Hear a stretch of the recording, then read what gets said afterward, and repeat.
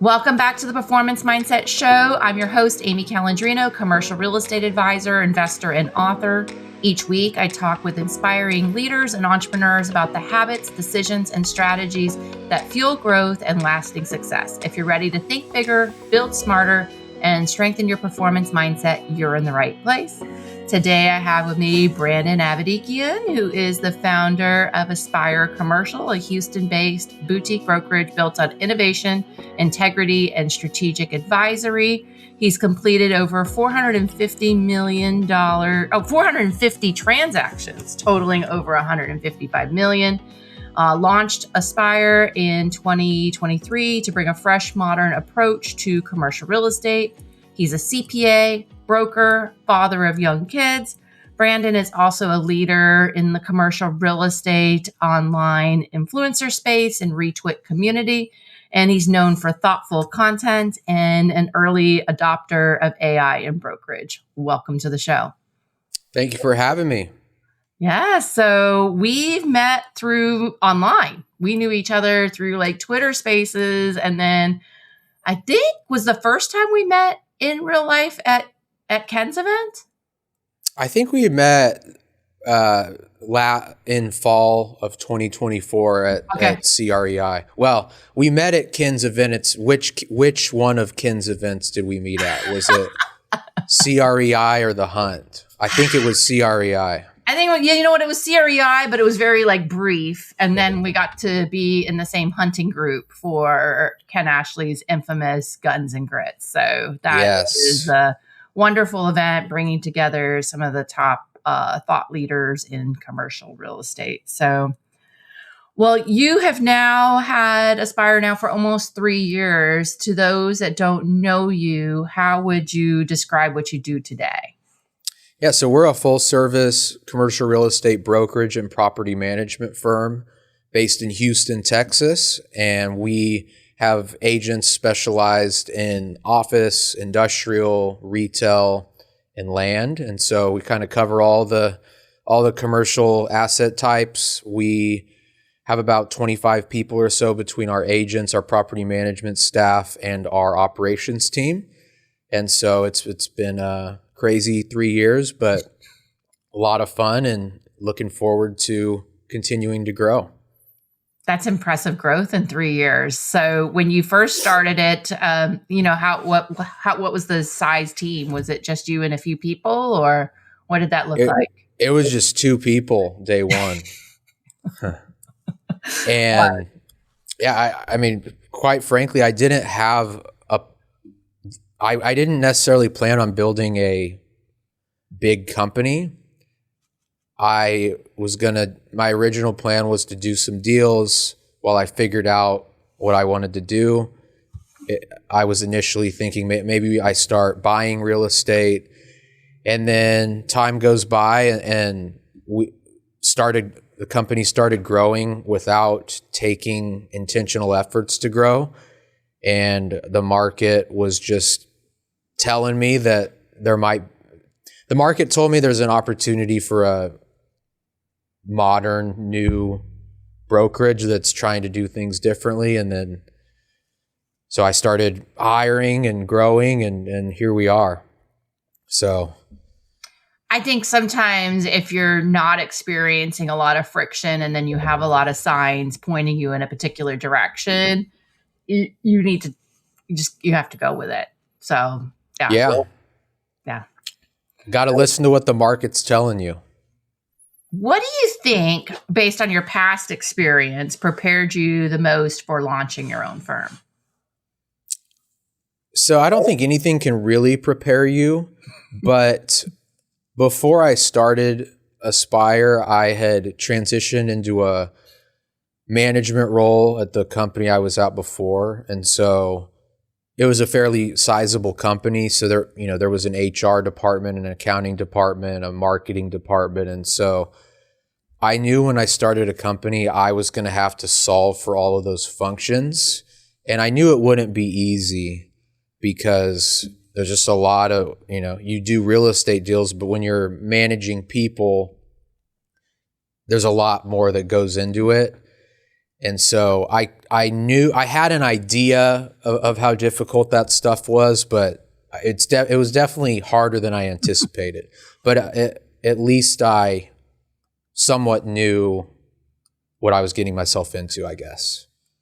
Well, it's interesting. Someone you both know, Rod Santomassimo, is like, even if you are like a solo, you still kind of have to think about those things, whether you're getting like a VA or otherwise, but it's just like on a much larger scale, and trying to find the right people for the right seats, because, having agents, you have to, create agreements for them and processes, and it's multifaceted. And you have to prevent yourself from being the roadblock for everything, because if everything has to run through me, nothing's going to get done, and we can't grow. And so learning how to delegate, delegating, I talk about it a lot, but it's like working out. If you start working out, you're not going to be in very strong, or if you start running, you're not going to be able to run very far. But over time, with work and practice, you get better at it, and it's a learned skill. I don't know that anyone's born just an incredible delegator. And in school, you're not taught to delegate. You're taught to, delegating is against the rules. You can't delegate your work. You can't delegate your test. You've got to do it all yourself. And so I think that, and then in a lot of roles, once you are done with school, you don't learn how to delegate. So I think we need better education out there I would, anyone that is thinking about starting a company, I would just encourage them to practice delegation as much as possible before you start.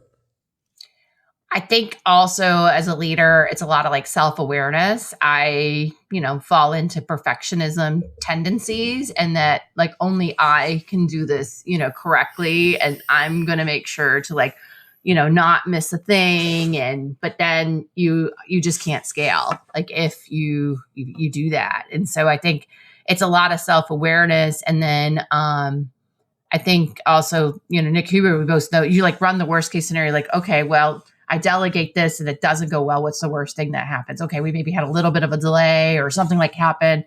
And then it's almost like you almost have to, is it called like desensitize yourself to it? So the process of growing, it's not, it's I think a process. Yeah. And you mentioned that I'm drawing a blank on what you said something a minute ago that was great, and I'm blanking on it. Desensitizing, or just like getting used to it and rinsing and repeating. Oh, you were talking about being perfection, wanting everything to be perfect, so I have to do it, and it's a really hard balance, because our work has to be quality, our service has to be great. Yeah. But we have to delegate. And so balancing don't let perfect be the enemy of good with getting it done is difficult. And then delegation is a process. And so, the first few times it might be rough. You might have to be heavily involved on a task you've delegated. But I've learned that over time, the people you've delegated it to often end up doing it better than you did, or better than you could ever do. And part of that is you learn you're not as good at everything as you think. And some people are just a lot better than you at certain things. And number two, if you are rushing through something because you're so busy that you can't possibly get all your work done, but you hire someone and delegate, and they actually have time to do it right, it shouldn't be that surprising that they do a better job than you could have done.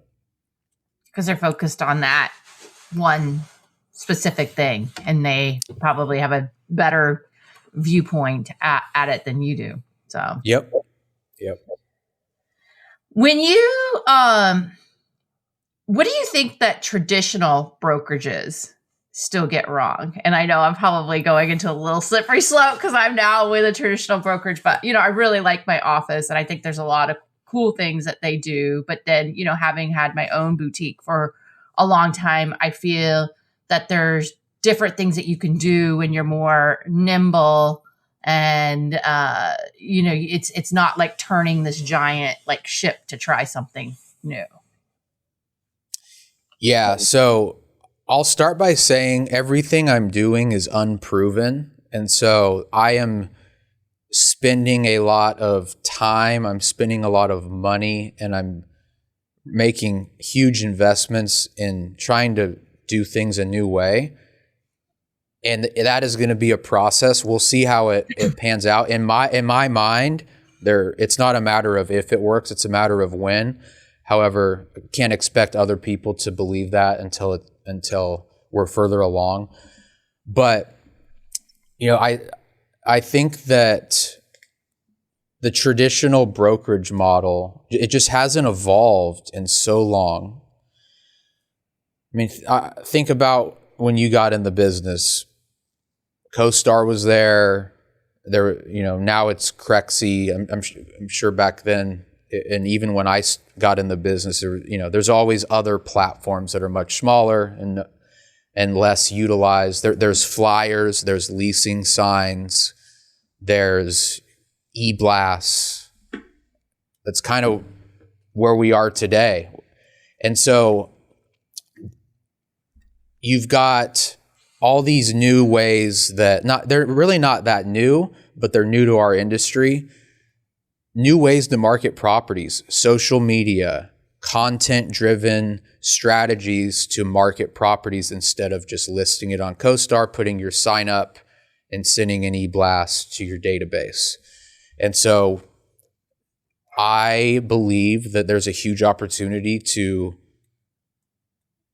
market properties through content. And that is the number one thing that we are trying that is not traditionally been done in the industry. And it's a work in progress. And we don't have any company that we're trying to emulate. When you have somebody if there's a company that's done what you're trying to do really well, you can copy them. You mentioned Nick Huber. He talks a lot about copy what works. Well, there's nothing for me to copy. There are individuals out there that do a great job making commercial real estate content.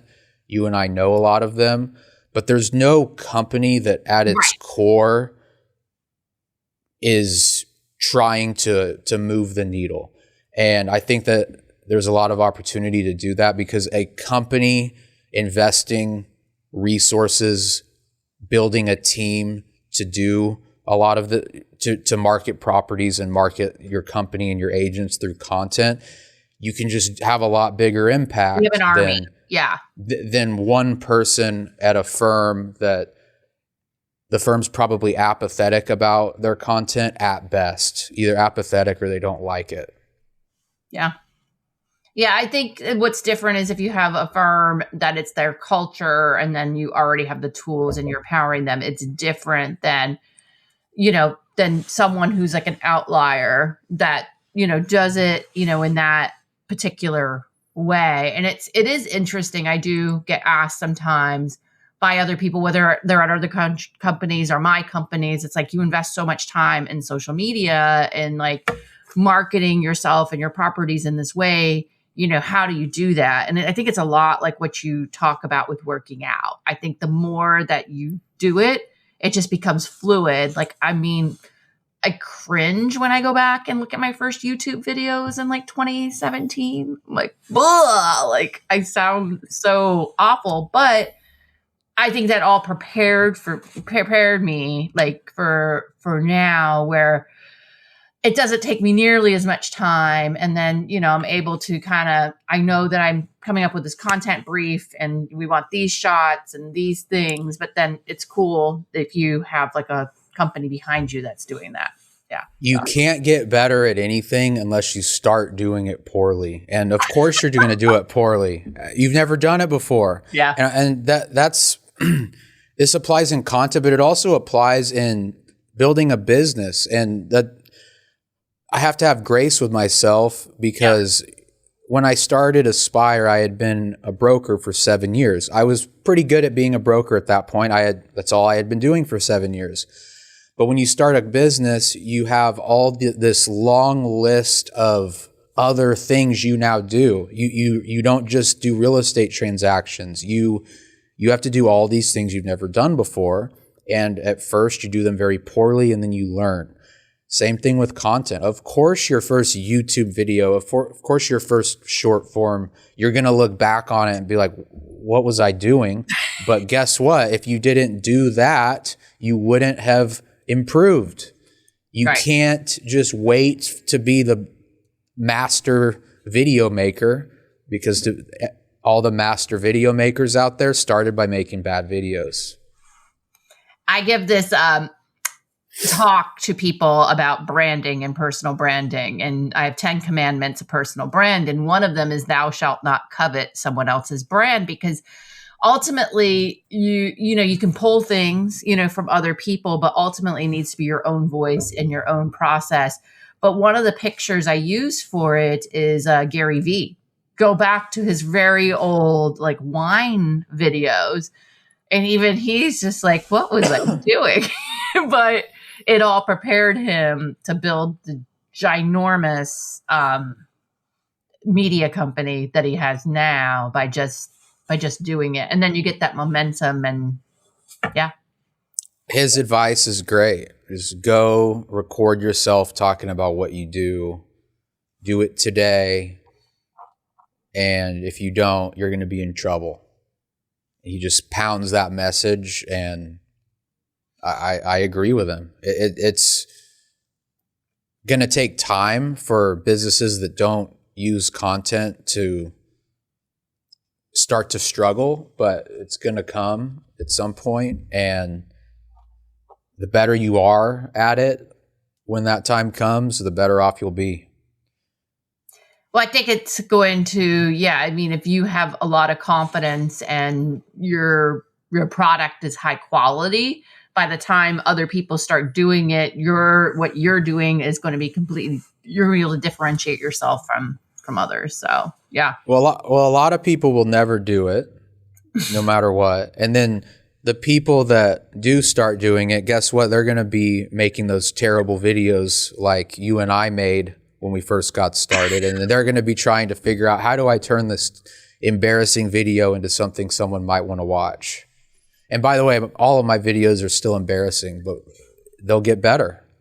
Your videos are great. I've been seeing them come down the pike. No, but it is kind of like the, I usually dread going to the gym in January because it's just, it's like use that kind of analogy to this and doing something hard. It's like, there's a certain level of person, whether they're going to kind of stick it out to February or not. Yeah. Yeah. That's exactly a lot of lessons there. The gym is packed in January and empty by February. Yeah. And that's a lot of people's content strategy. And that's, any strategy. You've got to, nothing good is ever going to come from doing something for a month. Yeah. How, what would be advice though for a broker who wants to show up online and show up authentically? What type of tips or would you have? Obviously we talk about sticking it out, and I talk about a bit of just being yourself, authentically. Is there anything else that you would share? So you have to be yourself. If you aren't yourself, people will see right through it. And I would imagine it'd be very hard to constantly be making content that isn't who you actually are. But if you are yourself, then you literally just share what's on your mind. You share unexpected things you've learned. Every single person out there, every single day working is living content opportunities. They're learning things. They're in meetings that only they were in. They're on phone calls only they were in. their boss yelled at them and about XYZ, they made this mistake. Like, people, believe it or not, want to hear what you're learning. They're interested in what the bad things that happen to you. And so you just have to train your mind that every second of every day is an opportunity to make content, and open up a note on your phone. And every time you learn something, or every time you notice something about how this client handled this situation a certain way, this client handled it a different way. Or I was trying to do it this way, but this senior agent told me a different way, and something I was stuck on for 2 weeks, I fixed it in 5 minutes. Or whatever it is, just write it down. There should be, you should have no problem coming up with 10 a day. And then when you have time and you're not in the middle of running 1,000,000 miles an hour during your workday, just start writing what you learned. It's really not complicated. It's simple, but not easy, like just about anything in life. Yeah, I love my Apple Notes. I keep different content ideas, different threads. I'm thinking about, what are my content pillars going to be for 2026?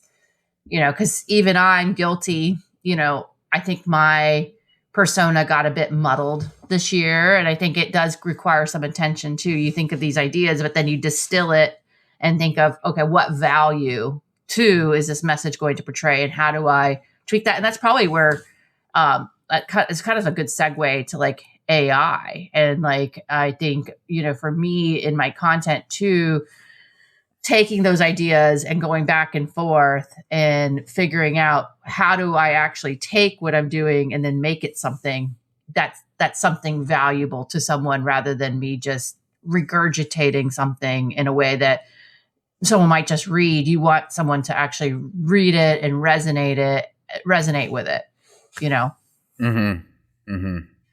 Yeah. So, but you are utilizing AI a bit in your brokerage now. Where are you seeing the most opportunity, without getting too into the, opening up, full kimono, like what you're doing, but where do you find that it's helping the most with scaling the brokerage? So I would say on the creative side, in terms of making flyers, making pitch decks, editing videos, it allows you to do more with the same amount of human beings on your team. Mm-hmm. It does not replace humans, not even close. However, there's a lot of AI tools out there that just, 5 years ago, we would probably need 4 or 5 designers to do what one designer can do. Yes. But guess what? You still have to review that pitch deck. You still have to review that brochure, every square inch of it, and make sure that it's right, and make sure it's accurate, and make sure it looks good. And so it is an enhancement of our team, not a replacement. And you cannot blame the AI for poor quality product. And then, I think AI it's overblown in a lot of ways. Automations and a lot of the software out there that has AI attached to it, that software existed before AI became the term. I mean, think of Zapier, right? Oh, yeah. That's not a new technology, but now if you do that, you're an AI company. Or if you, really what changed is ChatGPT came out, which is a LLM. So really that's the new technology. There's LLMs, and some graphic stuff got better. Learning how to use an LLM is very important. And if you don't, now ChatGPT will lie to you. It will be highly confident while it's giving you completely wrong information. Same with the others. But it's still better if you know how to use an LLM, you can still be a lot more effective than not using it. You just have to understand. I like to equate it to a gun. A gun is a tool. An LLM is a tool. If you know how to use a gun, you can protect yourself. You can go hunting. You can use it for protection. It's a tool. If you don't know how to use a gun, then having the gun can do you more harm than if you didn't have the gun to begin with. So if someone is attacking you and you pull out a gun and you don't know how to use it, they're going to turn that gun against you. With an LLM, it's the same thing. If you are using an LLM and you know how to use it, it can make you do better work quicker. You can get answers quicker. You can do lots of things that you otherwise couldn't do.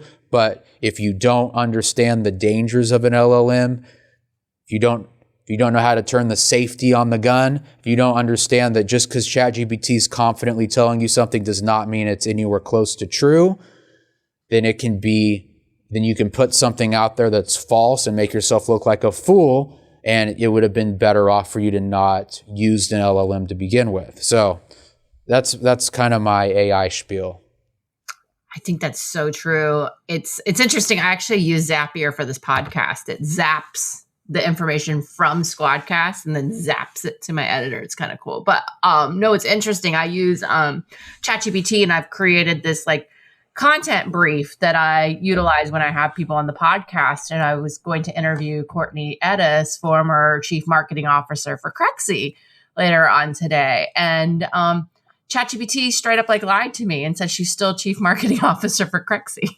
And I'm like, no, she's not. And they're like, oh yeah, she's not. Can you imagine like if you didn't like check it, then you all of a sudden go and then, what if you're live streaming or something like that? Then you look like a complete like idiot, like interviewing someone and with the wrong information. And I do see some cringeworthy content sometimes where it's just so obviously ChatGPT, where they're delving in to the world of commercial real estate or something like that. And it has all these M dashes but you know how to program the large, and that's where CREI is great, where, you've had, experts like come out, like Gabe Marins, who is a commercial real estate broker. And he talked about you can create your own voice and your own ChatGPT. And so, your own GPT. And so I think that's really cool that you can do that, but you have to know how to do it. Like you could start innovating with it, but maybe before you go publicly,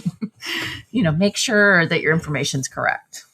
So and just be very careful. Anytime I see anyone who's a power user of AI, like myself and lots of people out there, you can just tell when something's been written by AI. And when I see things written by AI are obviously written by AI, it's just kind of, it doesn't, you're not making yourself look good.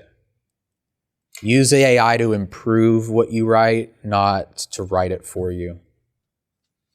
Well, I told my team that often it'd be better for us to only do a few pieces of content a week, for my company, and it be really good content than try to automate and just like dump out crap. I really believe that. And I believe that even with someone's like personal brand, that you'd be better off instead of trying to like dump some really generic crap out there, that you take your time and it's something that's quality.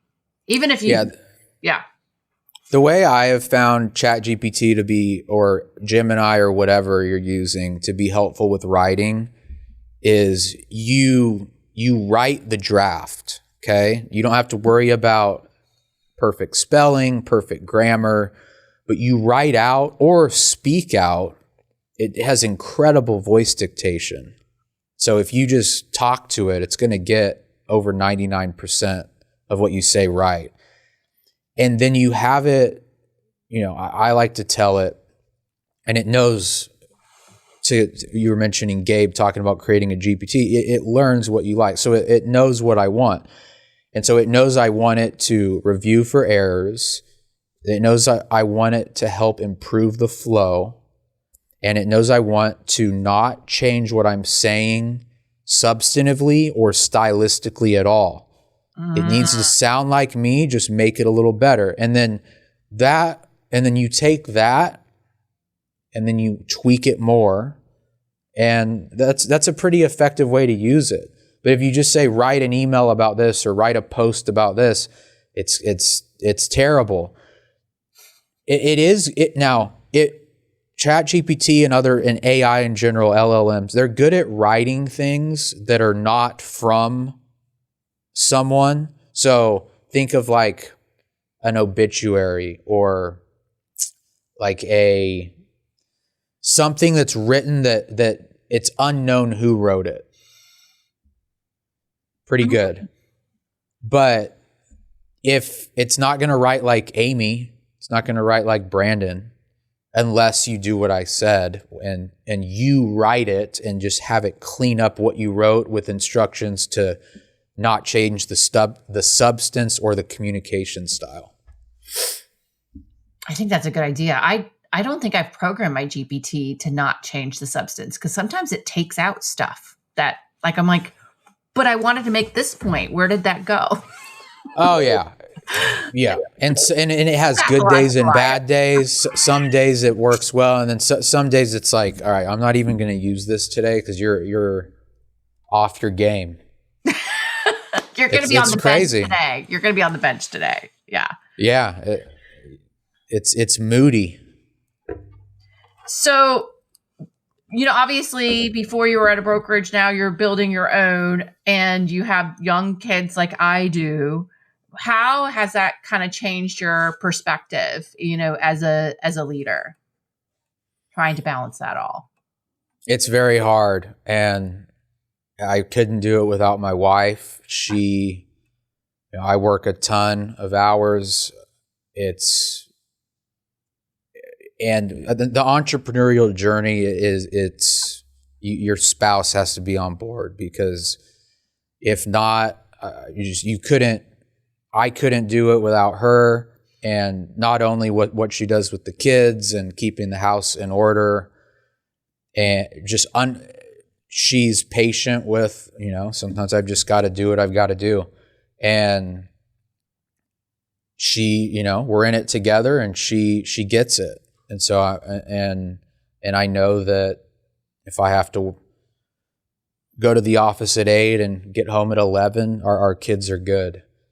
And that's very important. But you do have to, you have to make sure you dedicate time that you do spend with your kids, and you just have to be strategic about it. And, we're leaving tomorrow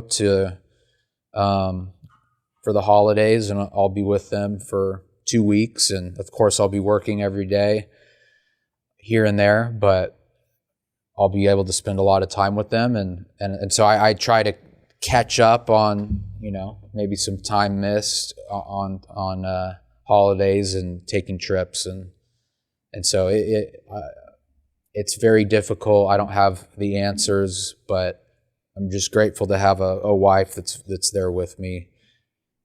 And, that your spouse bears a lot of the negative downsides of starting a company as well. And so it's important to understand that and thank them. And if you're going to go down that journey, just make sure your partner's on board as well. I think that's really, really great advice. Like when I decided to have my company, my husband's mother, my mother-in-law, had her own company, and she started her first company in 1977, when it wasn't a cool thing to do. And like her husband was totally like on board on it. And the other day I was having martinis and talking about her last company. She actually built over 7 companies like over her like lifetime. And so that was that's why I love business. That's why I love entrepreneurship. And it's just like innate to my soul is a lot because of her. But she had a very supportive like spouse, and I saw that they ingrained that in him. And then, vice versa. There were times where her husband had his business and now my husband has his business. And I think it's so important to have a partnership when you're an entrepreneur that gets it and doesn't resent it. I've seen before, small businesses that I represent or entrepreneurs that I represent that they don't have that partnership, and so it's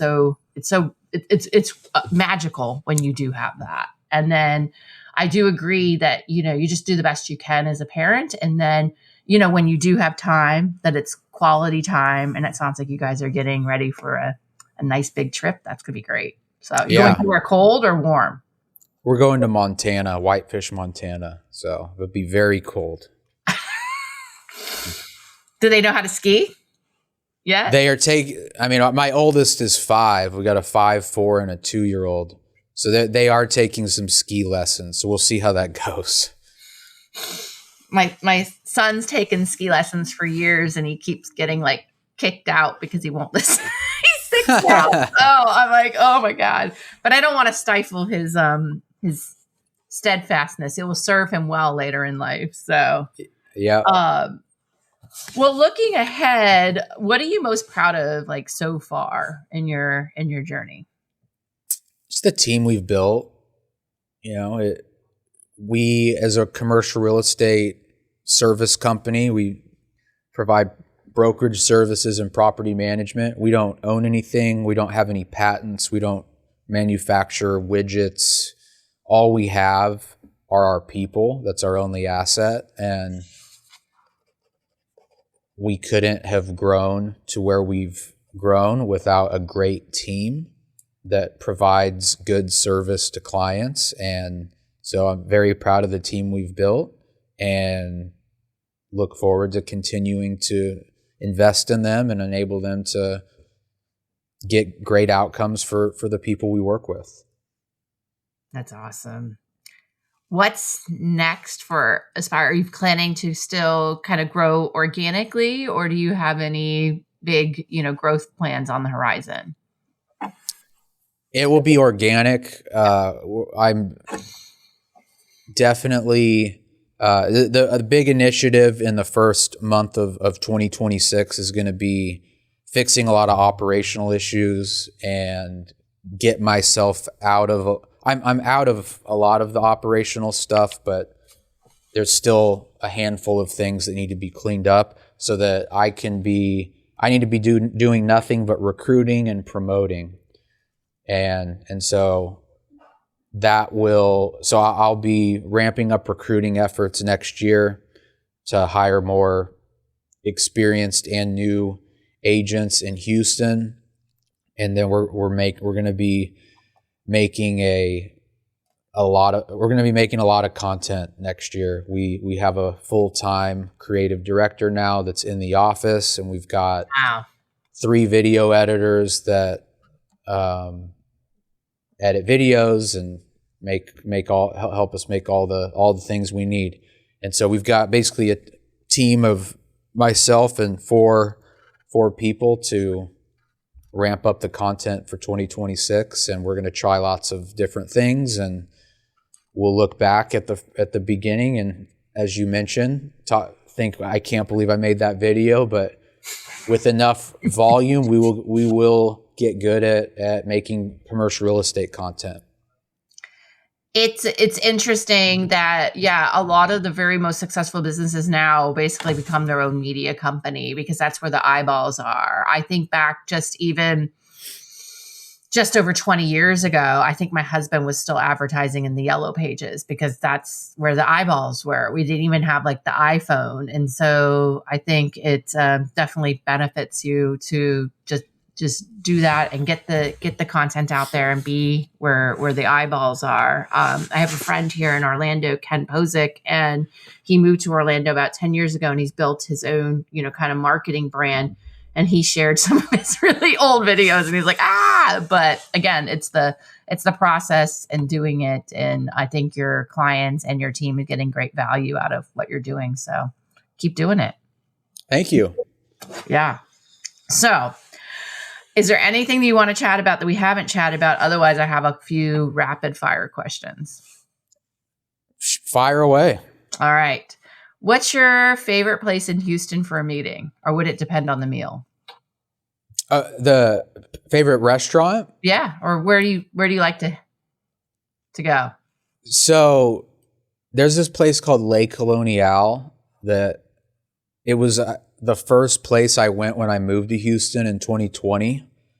It's a French Vietnamese restaurant, and Okay. it's amazing. Okay. What's one tool or habit that you can't live without? One tool or habit that you can't live without. LLMs. What's one commercial real estate voice that people should consider following, or feel free to give two? Man, that's a good question. There's so many good ones out there. Coy Davidson, Ken Ashley. I think Rod's great. Rod Santomassimo. Yeah. Amy Calandrino. Bob Knackle, love Bob. Oh my God, I love Bob. Yeah. I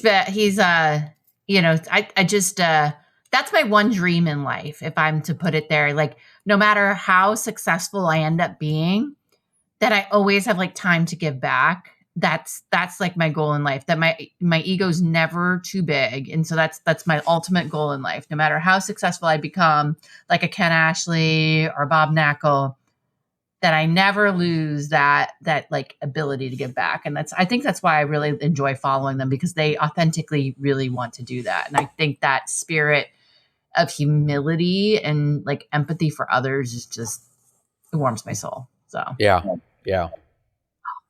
It's funny. Bob is such a celebrity.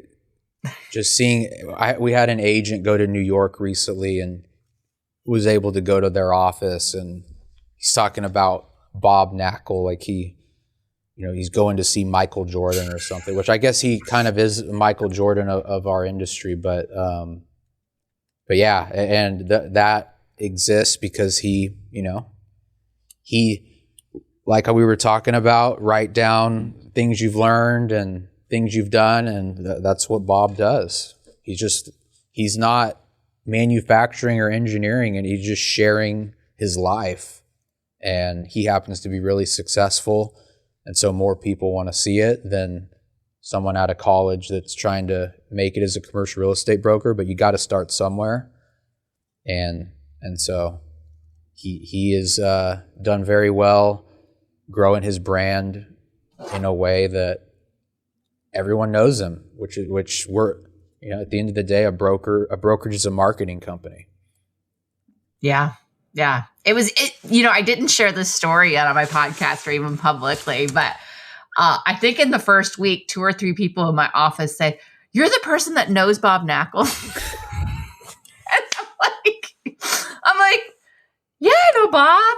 And that actually happened out of the Commercial Real Estate Summit. Is I ran into him in 2023 there. And, I have a bit of an energetic personality, and, he found out I had a podcast, and he said, "Well, why haven't you asked me to be on your podcast yet?" And I'm like, "All right, you can be on the podcast. Let's do it." And then I had him on the podcast, and then he had me at his office, and then the gala, and then the other gala. Although I'm really sad, and this will be the first time I share it publicly too, I won't, even if I'm invited, I won't be at the 2026 gala, but I'm launching my foundation to. Oh, nice. And so I put it together a few years ago, and we're going to have the Aspiring Entrepreneurs Program to help inspire more investment in entrepreneurship. And so that's a lot of what I will be building over the next few years, and hoping to do more for the youth, and micro loans for small business owners, and financial literacy for high schoolers. It's things I'm passionate about. So, yeah. Well, you will be missed, but that is a lot more important. So good for you. I always do it on Take Your Kids to Work Day, and it's April 23rd, the same day this year. But okay. Okay, here's my favorite question, and I'm always curious to hear what people think. So if you get given $1 million and you can't invest it in real estate, what are you doing with it? I am putting it in my personal checking account and not distributing cash from the business until it is gone so that I can have the cash that I otherwise would have distributed to put food on the table to grow. Easy answer. Easy. Well, that's awesome. Well, this has been so fun to have you on the show, and it's been great. So what I want to tell my listeners is thank you for listening to another episode of the Performance Mindset Show. If you enjoyed today's conversation, be sure to follow us and share it with someone ready to grow. You can find more insights and more about my book at amycalandrino.com. Until next time, keep investing in yourself, your business, and your mindset. This is Amy Calandrino signing off.